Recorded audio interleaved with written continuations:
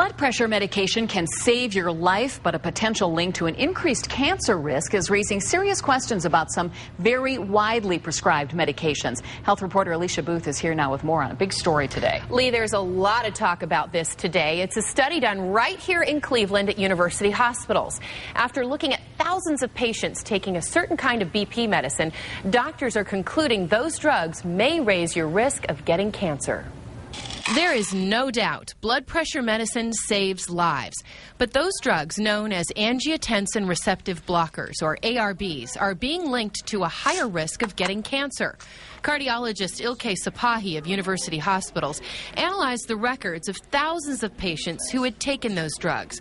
The specific ARBs analyzed are Micardis, Cozar, Atacand, and Diovan. Patients randomly assigned to ARBs had a 10% increase in the risk of cancer development.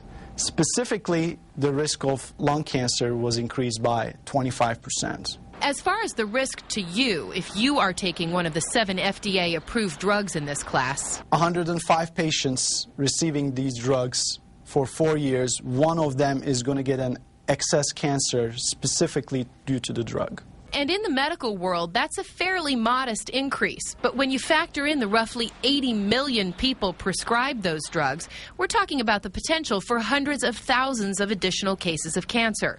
Since completing the analysis published in the Lancet Oncology, Dr. Sapahi has steered most of his patients to ACE inhibitors to control their blood pressure.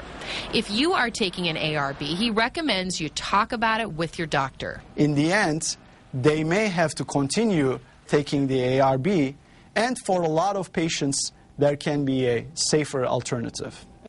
Dr. Stephen Nissen of the Cleveland Clinic calls these findings disturbing and is urging the FDA to take a good hard look at this class of drugs.